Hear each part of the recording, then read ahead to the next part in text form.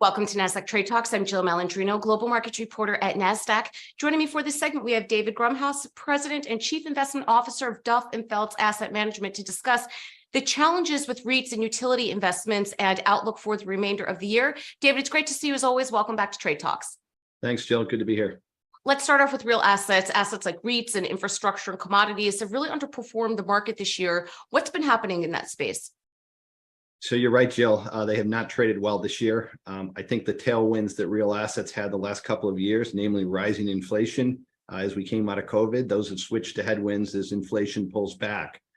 And so I think, in a risk-on, big cap, tech-driven market, real assets have largely been a source of funds for the market. I think the capital-intensive nature of real assets has made them especially vulnerable to this big increase, fast increase in rates that we've seen. I would also say, some of these subsectors, namely the REITs and the utilities, are really viewed as more defensive plays and also yield plays. And I think some of that yield has gotten crowded out as the bond yields have gone much higher. Let's talk about commodities for a moment here. Oil and energy have been a bright spot so far in the second half. What are your expectations as we go through the remainder of the year? Sure. Oil traded very poorly in the first half of the year. I think, quite frankly, it was everyone's hedge against a recession. Now that the narrative has changed a little bit and people are talking about a soft landing, I think the oil fundamentals are really shining through, and the fundamentals look pretty good, right? Certainly on the supply side, OPEC is really doing their best to curtail production. And meanwhile, demand remains quite robust as the world continues to open up, even if there are some concerns about China. So, what I would say is if you're in the sort of soft landing camp, I think energy stocks look really attractive.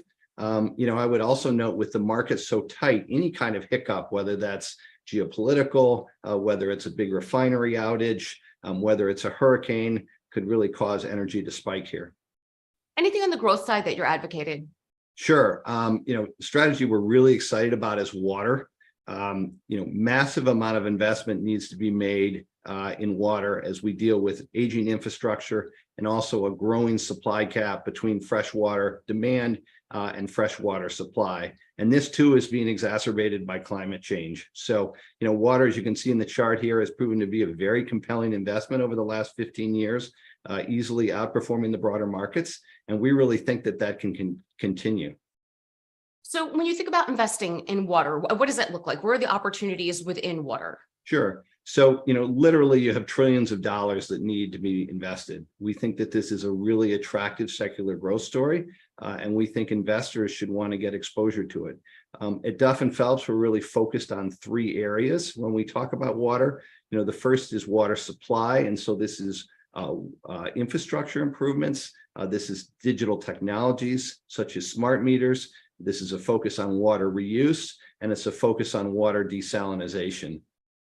Another area would be water quality. So this is water treatment and testing and the elimination of contaminants. The primary one we're reading a lot about right now are PFAS.